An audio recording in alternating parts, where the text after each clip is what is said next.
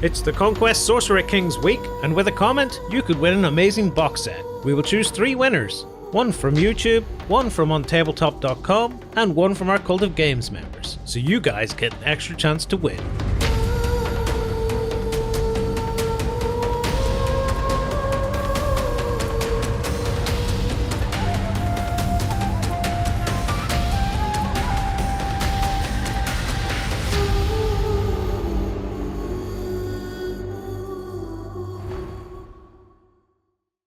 Hello everybody and welcome back to the channel for this Sorcerer Kings themed week.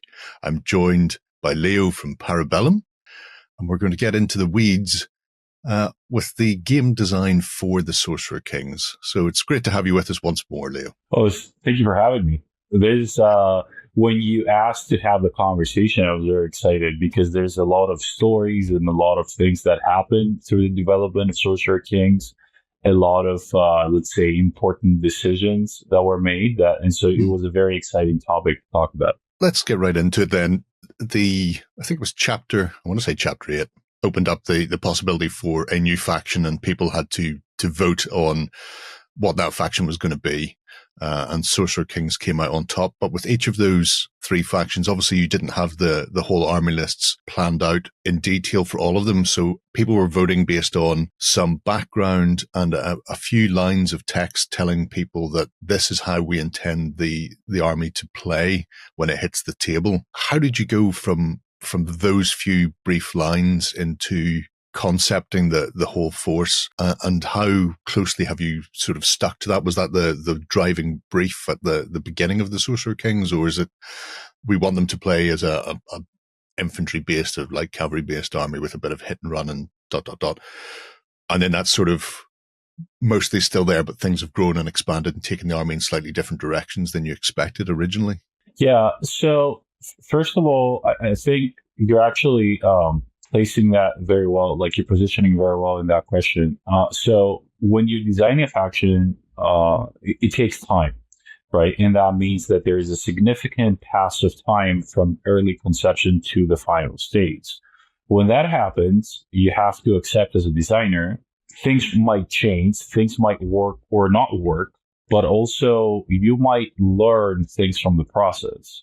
Right. Mm-hmm. And that means that, you cannot control when a good idea comes out. A big decision was made throughout the development of the Sorcerer Kings. And a lot of people that were voting back then will tell you that along with the beautiful elementals and everything, they also saw concept art for the tribes. And so a lot of people were asking, where are my tribes at? Right. When am I going to get the tribes? It was becoming clear that Sorcerer Kings were the winners. As that project was continuing, we made this important decision to separate the tribes from the main Sorcerer Kings army. When you design a faction, you want it to synergize well within itself, right? You want to give enough substance to players, but you want to create a compact, tight design, because otherwise, if you go too broad, it becomes very difficult to find not just balance within the faction, but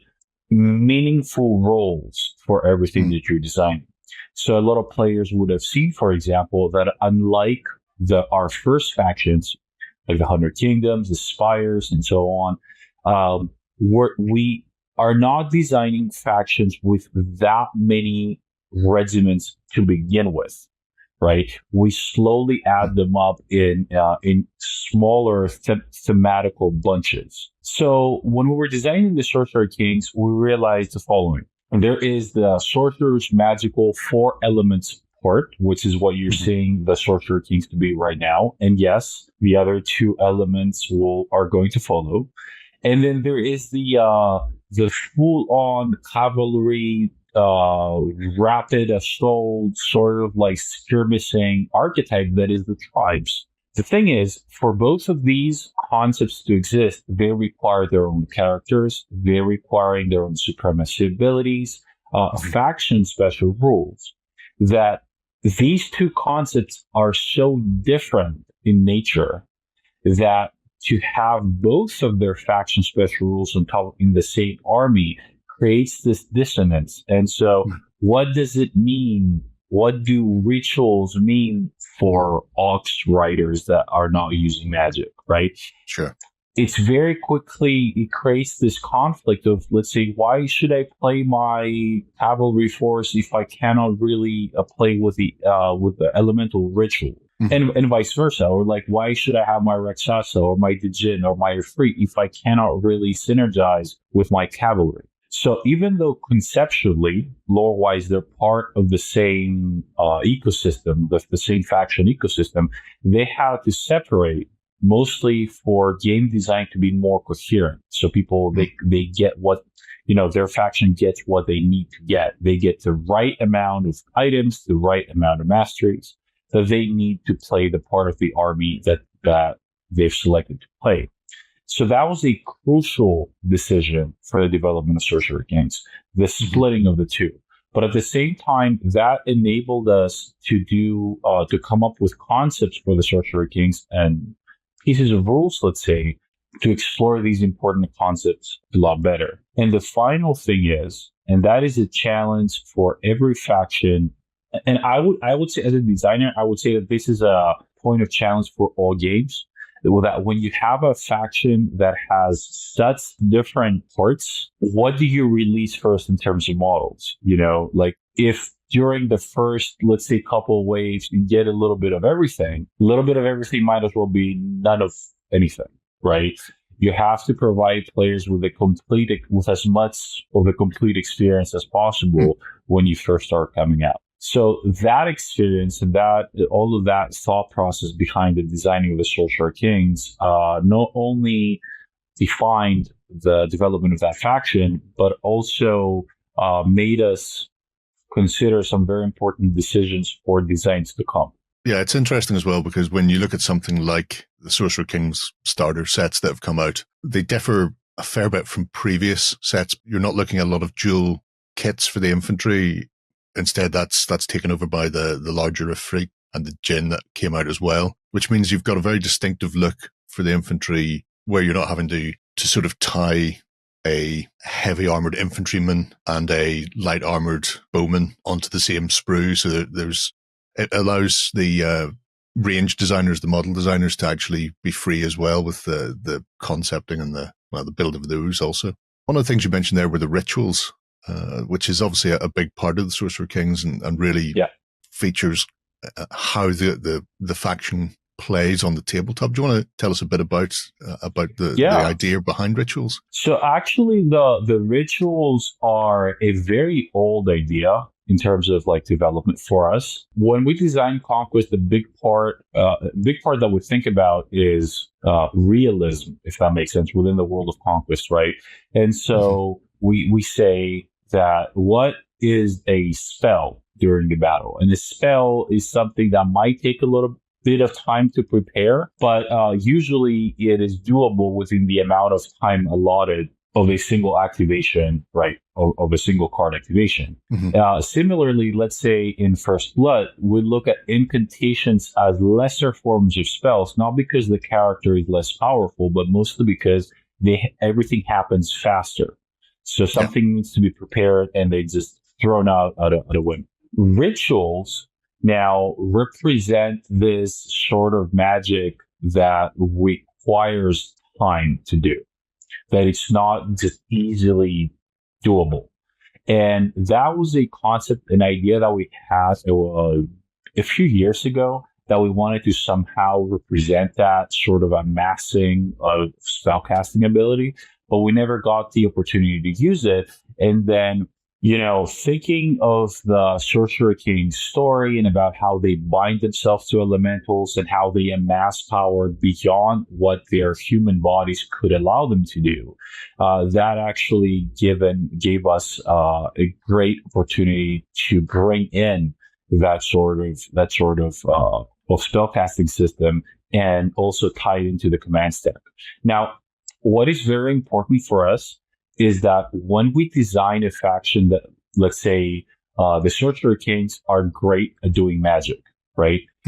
We do not so much care than simply give the Sorcerer Kings better stats or more powerful spells.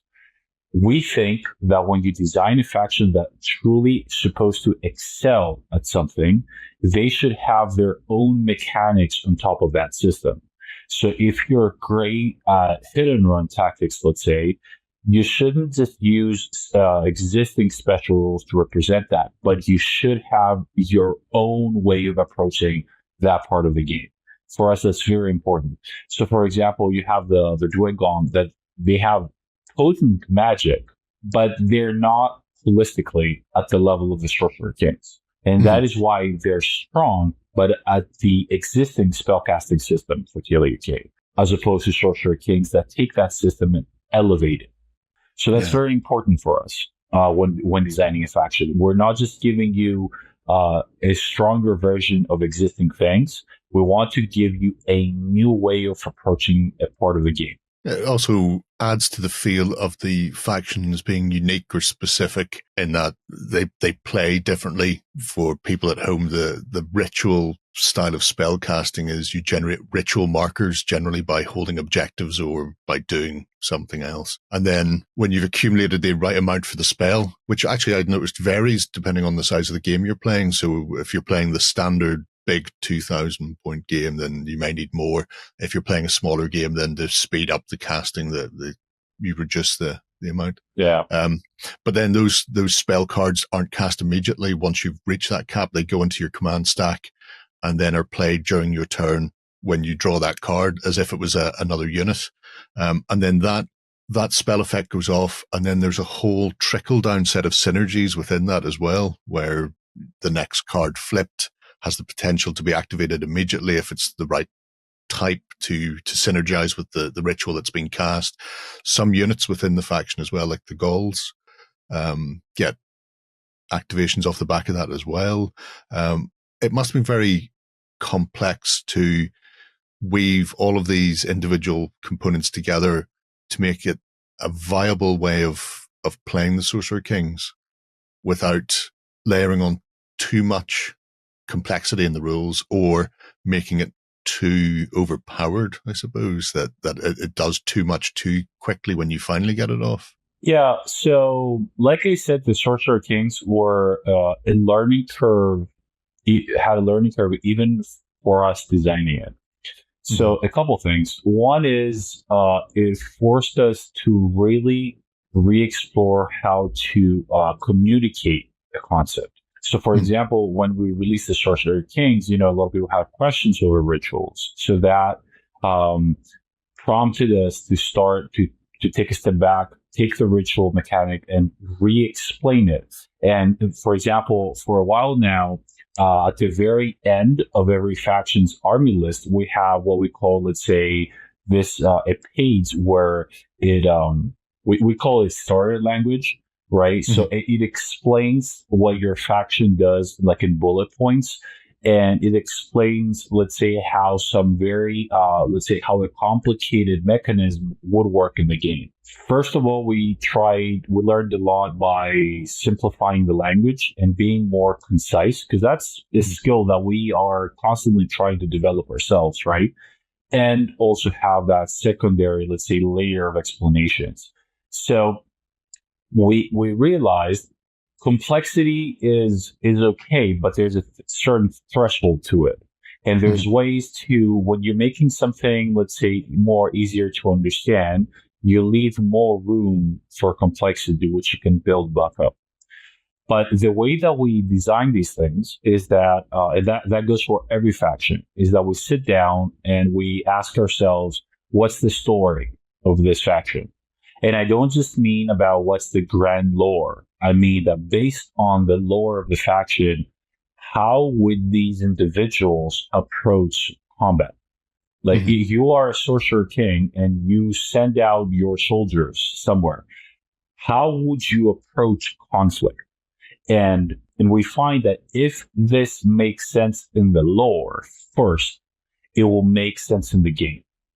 Right. And so all of our designs are very lore-centric in that regard. We have to make sure that whatever is in the lore is translated into the game. It's almost as if ultimately the rules are a storytelling mechanism for the lore. I mean, that even comes across with the initial Sorcerer Kings range. You've already mentioned that we've only seen 2 of the elemental powers, but lore-wise, those are the 2 that have essentially joined up to be the vanguard for the Sorcerer Kings as they make their way into the continent and reintroduce the world to their power. So whenever that was being put together in the background lore, then was a case of going, well, this is the way we envisage it happening. And then you're going, okay, well, that means we'll focus on these 2 powers separately as being the core of the force. And then down the line, you can come in and add water and earth as and when. Yeah. So actually, this is a great point. And just to be clear, so when we're talking about air and fire, and then earth and water, these are part of the same faction. So it's not like the case between the tribes and the Sorcerer Kings, right? Mm-hmm. So within the Sorcerer Kings, within the army list that people have in their hands right now, earth and water will be added. As a matter of fact, the Mahout, for example, this marble animated elephant does actually belong to the element of earth. Here, once again, we had a similar, let's say, design decision to make. We have 4 elements, and these elements need to work with each other. Now, in the lore, there is an alignment between fire and air, and a separate, let's say, alignment between the earth and water. And we found that these combinations are the best for us to represent. But we would have the same problem we would have if we were incorporating the tribes. If suddenly we launched the faction with all 4 elements, and right from the get-go, we give people 1 elemental from every element, and you had very little access to all of them together, right? We had to give people complete concepts before we move to the next concept. And that's why, for example, when we release the Sorcerer Kings, it feels like a complete faction just between the fire and earth synergies. But of course, then you'll get sorcerers as new models as well that you can choose between earth and water. You're going to get new rituals. These will come with brand new art. This will come with essentially the entirety of the release of these 2 elements separately, that they will nicely work together. Of course, when that happens, you're going to have some shuffling, let's say, around to now incorporate these 2 into a 4-element playstyle, if you wish to choose that, right? But we figured out that this approach, yes, it does leave the question of, where are the other 2 elements? But we get to give people complete concepts to play with, right? In terms of models and in terms of rules. And ultimately, that helps the faction a lot more than it does harm. It helps maintain a balance as well. You're not spreading yourself thin. There's nothing worse than seeing a list come out from any game at all, where they've tried to include so much that people end up going down through the list and will go, well, this unit does exactly the same job as this unit that is already there, but worse. Why would I take this unit?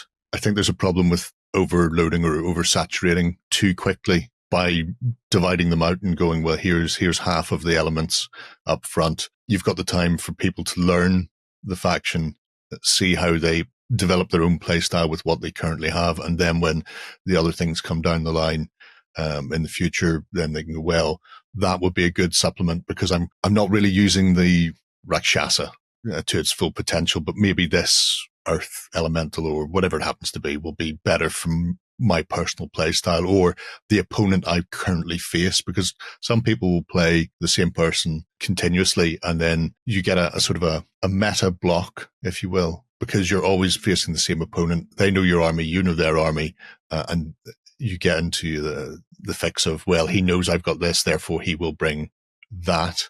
And all of a sudden, if you can change it up in 6-8 months, whatever it happens to be, and swap something out that plays differently, and all of a sudden your army pivots in a way they're not expecting, then that means they're going to have to come back and start thinking about their tactics and where they're going to go as well. This sort of approach really educated us on how to start approaching releases for other factions as well. let's say, we recently released the Lineage Prideborn with the Leonine Avatar, right? These two work well together.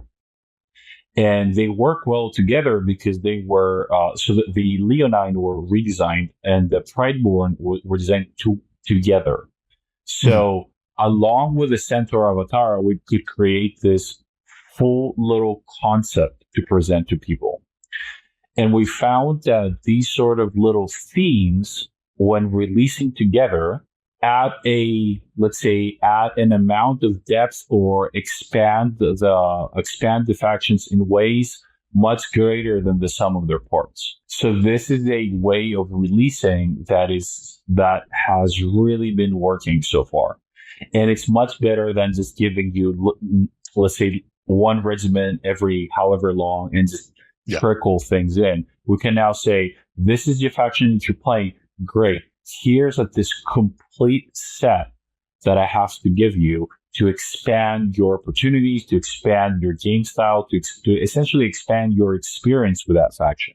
And this is truly a way of releasing things that we're really looking forward to explore more. And also when the army composition is built up of characters with their retinues or warbands, essentially. So designing something and releasing new units and new characters that all complement each other means you can essentially go, well, there's a light cavalry wing with their supporting characters, and that could just go in as a whole retinue, which makes a lot of sense from both a game design point of view, and also from the point of view of the player as well, going, well, I'm no longer having to think about taking a unit out to put that unit in to do something similar but different. Now you're going, well, maybe I'll drop that section. Maybe I'll have 2 cavalry wings on the flanks, and these retinues then will make my army function a whole other way. That's definitely a big part. And I think the other part is, for me at least, the Sorcerer Kings really benefited from having a very strict, let's say, line of army list entries. Of course, we're going to expand them, right, as time goes. So the other thing we're doing is that we're not showing ahead of time what is coming, right? Because we have a lot of surprises for a lot of factions. So, but the thing is, let's say we have the Sorcerer Kings, and right from their very beginning, you have the Maharaja working as the ritual maker. You have the Sorcerer playing as your more traditional spellcaster. There's people like this, and it works well with, let's say, with the Court of Fire. Then you have your Raj, who is your arcane warrior fighting right along the Razakor. He's there to go straight on to these objective zones. He has arcane conduit, so you can keep adding those elemental markers right on your rituals. And then you have the Sardar, cannot be a warlord, but he's there to help you, let's say, as your elementals are gaining ground. It's the Sardar's job to make sure that you keep those zones that you're clearing or you're contesting them, right? Of course, again, with the Arcane Conduit special rule, just to make sure that you're not missing out on ritual markers. And that's also very important, right? So if you're playing with a Sardar, you'll be good to go when it comes to rituals. But yeah, either way, these 4 archetypes now have their distinct use and purpose in there. And by building it in this way, now we are also have a lot of leftover design space to say, now here's your Maharaja, Sorcerer, and Raz from the other 2 courts. And it's not the characters themselves that are really different, but it's the abilities that they have access to that completely change the army's playstyle. So playing Sorcerer Kings as fire and air is a different experience than playing it as earth and water. And I mean both in terms of rituals and spells, but also in terms of different elementals, like the very models being new and different as well. So that will give you a nice balance between the two, and also tell the story between why these 2 elements align with each other and they are at odds with the other 2. I can't wait to see how that one pans out. Was there anything that hit the cutting room floor that you're sad to see go, or maybe something that you went, well, this is fantastic. It won't quite work with Air and Fire Sorcerer Kings, but maybe we'll find a way to bring it in with the later elementals. Oh, so how can I say it without spoiling too much? Oh. So I'll tell you this. There are I don't think there's any game design being done that doesn't require you to cut rules that you love, right? You have to, because oftentimes, like I've realized in my years designing, is that ultimately it takes more skill to know what to leave out, right? Rather than just come up with cool things and add them. Ultimately, this is where skill like boils down to. There were a couple of concepts that one would explore the mortal side of the army a little bit further, but in further planning out, testing, and development, we felt that although expanding the possibility to play a big mortal army, it would create the issue of that mortal army not really synergizing the way that it should with the core aspects of the faction, right? So when you have this entire list of spells, this entire list of rituals, and they were over 40 when designing it, right? We cut quite a few. It becomes a little bit problematic to suddenly say that we're giving you all of these new mortal forces, but they don't really work with the core rules.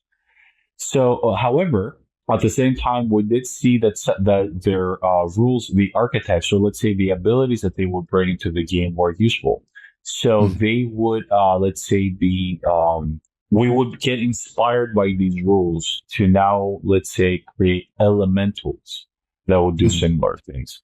And they would actually then synergize and work with the faction. Yeah, we realized through that process and through subsequent, designs that ultimately to really make a good faction, you have to make some hard choices when it comes to what to cut and what to add. And we really had that, back and forth in the office about the Sorcerer Kings, but ultimately we came down to this great end result that we're very happy about. Well, I can't wait to get them onto the table myself and see exactly how they play out.